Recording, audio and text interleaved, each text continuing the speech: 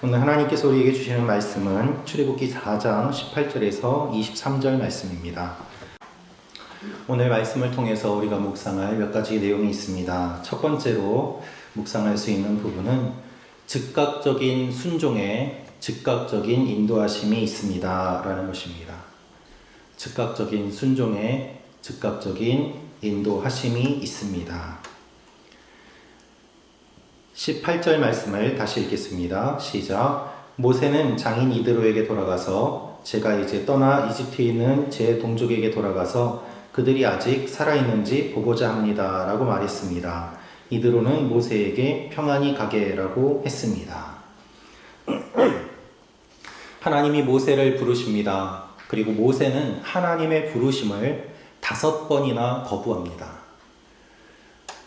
이것은 거꾸로 이야기하면 하나님께서 모세에게 5번 거절당하셨다는 것을 의미합니다. 하나님께서는 모세에게 노하셨습니다. 그리고 이후에 모세는 하나님의 말씀에 순종합니다. 그것이 오늘 말씀입니다.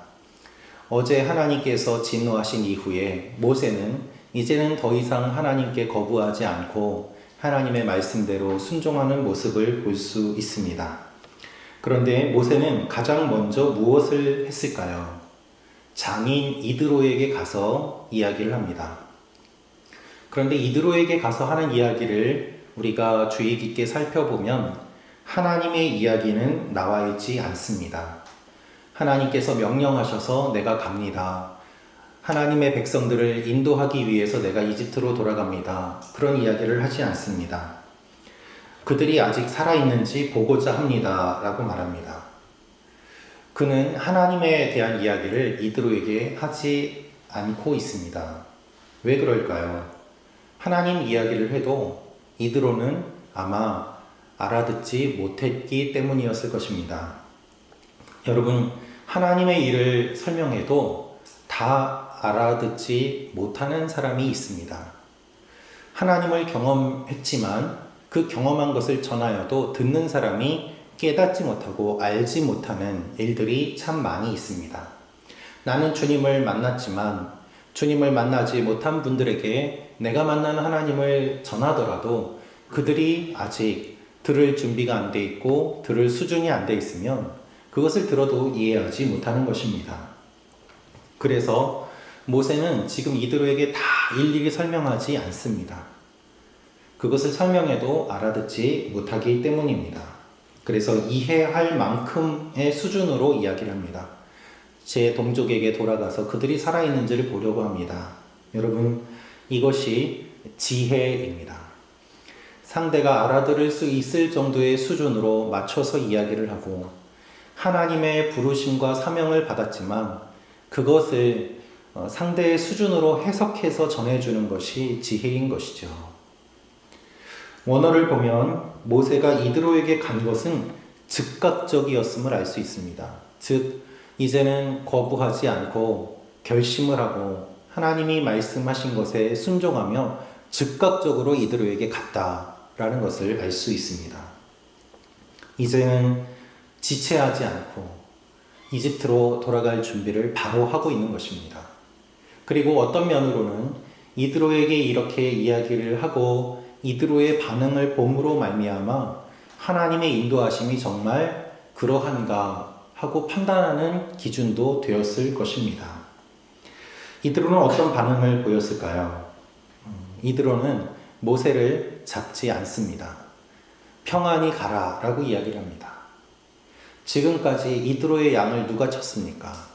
모세가 쳤습니다. 떨기나무에서 주님을 만나는 광경을 살펴보면 장인 이드로의 양을 치던 모세가 주님을 만났습니다. 그는 광야 생활을 40년을 하였지만 자신의 양이 있는 것도 아니었고 여전히 장인 이드로의 양을 치던 사람이었습니다. 그런데 모세가 길을 떠나게 되면 한편으로 이드로는 자신의 양을 쳐줄 사람이 없어지기 때문에 불편하고 또한 마음이 힘들었을 수도 있습니다. 그러나 이드로의 반응은 어떻습니까? 평안히 가라 라고 이야기를 합니다. 이것을 보며 어떤 면에서 모세는 하나님께서 인도하고 계심을 그가 깨달았을 것입니다. 새삼스럽게 왜 이집트에 다시 돌아가느냐, 이집트에 가면 화를 입지 않느냐, 부정적인 말을 한마디도 하지 않습니다. 그저 단순히 평안히 가라 라고 이야기를 합니다. 그래서 하나님께서는 모세가 순종함으로 말미암아 이드로의 마음도 움직여 주셔서 이집트에 순적히 갈 수 있도록 인도에 가심을 우리는 본문 말씀을 통해서 살펴볼 수 있습니다. 여러분, 지금까지 모세는 하나님의 부르심을 거부했습니다. 그러나 이제 마음의 결심을 하였습니다. 이제는 순종하기로 결심하고 그리고 순종하여 즉시 움직이기 시작합니다.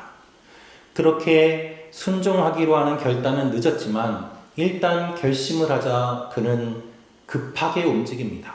그러자 하나님께서는 이미 모든 것을 다 알고 계신 것처럼, 아니 실제로 다 아시는 그 하나님께서 이드로의 마음을 움직여 주시고 상황을 바꾸어 주시고 모세가 순적히 갈 수 있도록 인도해 주심을 보게 됩니다.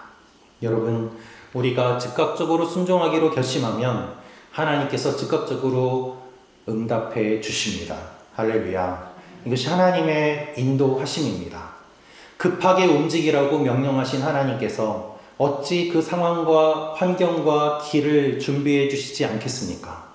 급하게 순종하면 급하게 움직이도록 하나님께서 역사해 주십니다. 구급차가 급하게 환자를 이송할 때 경찰들이 신호를 조종하여서 그 파란불로 다 바꾸고 급하게 병원으로 갈 수 있도록 하는 것처럼 우리가 하나님의 말씀에 순종하며 급하게 하나님의 일을 감당하며 나아갈 때 하나님께서는 그 길들을 예비하시고 준비하시고 인도해 주시는 것입니다. 할렐루야. 어쩌면 우리의 삶에 하나님의 역사하심과 인도하심이 잘 보이지 않는 이유는 우리가 아직 결심하지 않고 결단하지 않고 순종하지 않기 때문일 수도 있습니다. 급하게 순종하지 않고 여전히 하나님과 타협하려고 하며 하나님이 마음을 돌려주시기를 기도함으로 말미암아 하나님의 그 사건을 바라보지 못하는 일들이 우리 삶 가운데 일어나고 있지는 않습니까? 이 새벽에 우리가 기도하며 나아갈 때 하나님, 우리의 계획과 뜻에 하나님을 맞추는 것이 아니라 하나님의 계획과 뜻에 우리를 맞춤으로 말미암아 모든 길을 열어주시는 주님을 경험하기를 원합니다. 그 일들이 일어나기를 주님의 이름으로 축원합니다. 두 번째로 우리가 묵상할 수 있는 내용은 하나님께 쓰임받을 때 존재가 달라집니다 라는 것입니다. 하나님께 쓰임받을 때 존재가 달라집니다. 이 10절 말씀을 읽어드리겠습니다. 그래서 모세는 아내와 아들들을 나귀에 태우고 이집트를 향해 길을 떠났습니다. 모세의 손에는 하나님의 지팡이가 들려 있었습니다. 모세의 손에는 하나님의 지팡이가 들려 있었습니다. 여러분, 이 지팡이는 지금까지 모세가 사용해 왔던 지팡이였습니다. 이 지팡이는 지금까지 광야에서 양을 치던 지팡이였습니다. 그런데 이 지팡이를 하나님께서 내려놓으라고 하시고 던지라고 하자 지팡이가 뱀이 되었고, 다시 그것을 집으라고 하자 다시 지팡이가 되는 기적이 일어났습니다. 여러분, 이것은 무엇을 뜻합니까? 지팡이의 존재가 변했다는 것을 뜻합니다. 하나님께서 19절에 이렇게 말씀하십니다. 여호와께서 미디안에 있는 모세에게 말씀하셨습니다. 이집트로 돌아가거라. 너를 죽이려고 하던 자들이 다 죽었다. 이드로에게 이야기를 한 이후에 하나님께서는 모세에게 다시 한번 이집트로 가는 것에 대한 확신을 주십니다. 그것이 19절입니다. 너를 죽이려고 하던 자들이 다 죽었다. 모세야, 이제는 두려워 말고 가라. 너를 붙잡고 있던 과거는 끝났다. 내가 살인자라고 생각하고 너를 해치려던 사람들, 그 사람들은 이미 다 내가 정리했다라는 것이 주님의 말씀입니다. 그러니 모세가 더욱더 평안하게 갈 수 있지 않았겠습니까? 중요한 사실은 하나님이 이 말씀을 하신 다음에 이드로를 만난 것이 아니라 이드로를 만난 다음에 주님이 이 말씀을 하셨다는 것입니다. 한번 순종하자 더 크게 순종할 수 있도록 하나님이 상황과 환경을 열어주십니다. 하나님이 한 걸음씩 한 걸음씩 인도해 가십니다. 그리고 20절에는 하나님의 지팡이가 그 손에 들려 있었다고 기록되어 있습니다. 하나님의 임재를 의심하게 된 상황이 올 것입니다. 그때에 너의 손에 있는 지팡이를 바라보고 그것을 붙잡으면서 내가 어떻게 했는지 기억하라 라고 주님은 지팡이를 주십니다. 그리고 이 지팡이의 존재가 바뀌었음을 다시 한번 깨달으라고 말씀하십니다. 여러분, 먼저 선포하면 일이 이루어집니다. 하나님께서 인도해 가십니다. 그리고 하나님께서는 존재를 변화시켜 주십니다. 똑같은 지팡이지만 그 의미가 달라지고 존재가 달라진 것입니다. 여러분, 하나님은 어떤 분이십니까? 하나님은 존재를 바꾸어 주시는 분이십니다. 하나님의 손에 들리게 되면 고기를 낚던 어부가 사람을 낚는 어부가 되고, 예수 믿는 사람을 잡아 죽이던 사람이 목숨 걸고 예수를 전하게 되고, 양을 치던 지팡이가 하나님의 백성을 인도하는 지팡이로 되는 것처럼 주님께서는 존재를 변화시켜 주셔서 놀라운 일들을 이루어 주십니다. 나는 아무것도 할 수 없고, 나는 평범한 학생이고, 나는 평범한 직장인이고, 나는 평범하게 자녀를 키우는 사람인데 주님, 제가 무엇을 할 수 있습니까? 아니에요. 하나님의 손에 붙잡힌 바 되면 주님께서 존재를 변화시켜 주십니다. 할렐루야. 나만 생각하던 사람에서 주님 나라를 위하여 헌신하고 기도하는 사람으로, 내 기도만 하던 사람에서 중보기도 함으로 사람을 살리는 사람으로, 내 식구만 생각하던 사람에서 열방을 품는 사람으로 주님이 바꾸어 주셔서 주님의 놀라운 계획에 동참케 하시는 것입니다. 여러분, 여러분의 존재는 이미 변화된 줄로 믿습니다. 하나님께서 여러분을 바꾸어 주셨습니다. 이전 것으로 돌아가지 마십시오. 옛사람으로 살아가지 마십시오. 왜요? 너를 죽이려던 자들은 다 죽었다. 이미 옛사람은 죽고 과거는 끊어지고 하나님께서 여러분의 존재를 바꾸어 주셨습니다. 존재가 바뀐 하루입니다. 존재가 바뀐 아침입니다.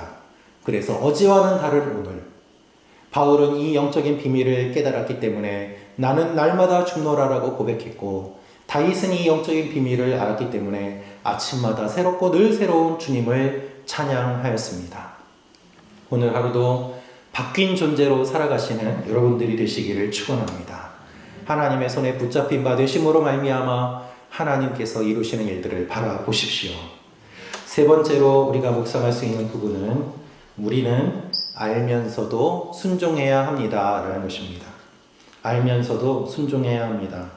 23절 말씀 다시 읽겠습니다. 제가 읽어드리겠습니다.